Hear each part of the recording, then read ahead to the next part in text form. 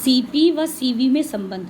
अब हम लोग थर्मोडायनेमिक्स चैप्टर का ही एक और डेरिवेशन डेराइव करने जा रहे हैं, जिसमें हम सीपी व सीवी में रिलेशन बताएंगे। सीपी क्या है?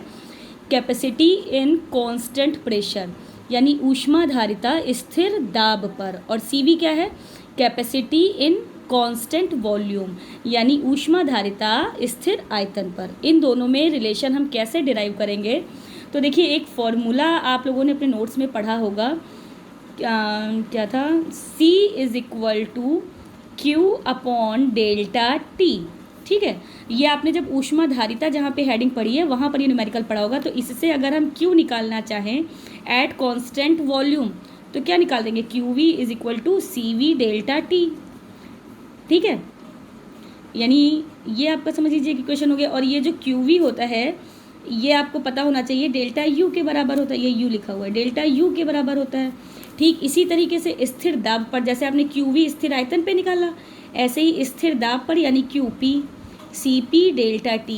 ये जो QP आपने पढ़ा है डेल्टा H के बराबर होता है। QV आपने पढ़ा था ना डेल्टा E के बराबर होता है। अभी आपने लास्ट डेरिवेशन जो किया QP और QV में रिलेशन, तो आपने यही निकाला था। QV था डेल्टा E के बराबर, डेल्टा E यानी आंतरिक ऊर्जा में परिवर्तन, डेल्टा U का मीनिंग भी वही है, और QP था डेल्टा H के बराबर। ठीक है, तो यानी QP is equal to CP delta T, तो ये भी डेल्टा H के बराबर हो जाएगा। तो इस तरीके से आपको ये दो इक्वेशंस मिल गई। अब एक मोल आदर्श गैस के लिए, एक मोल आदर्श गैस के लिए एक समीकरण होती है डेल्टा H बराबर delta U plus P delta V। ठीक है, ये इक्वेशन होती है, इसको आप इक्वेशन 1 मान लेते हैं।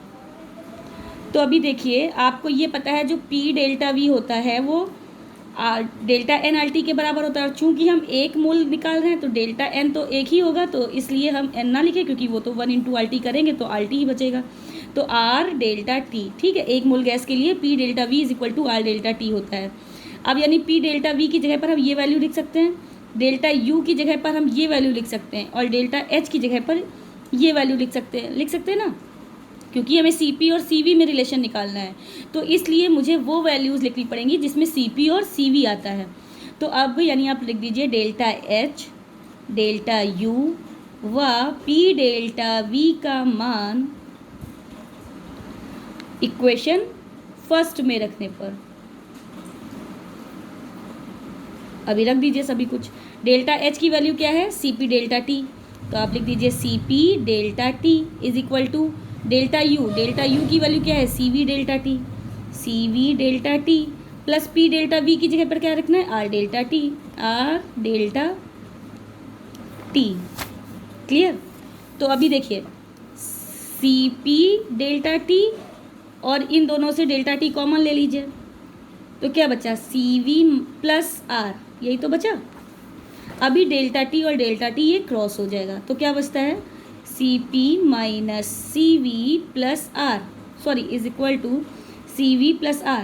ठीक है, अभी ये CV आप CP के डायरेक्शन में ले आइए, तो CP minus CV is equal to R। तो ये आपका रिलेशन हो गया CP और CV में। ठीक है, CP क्या है?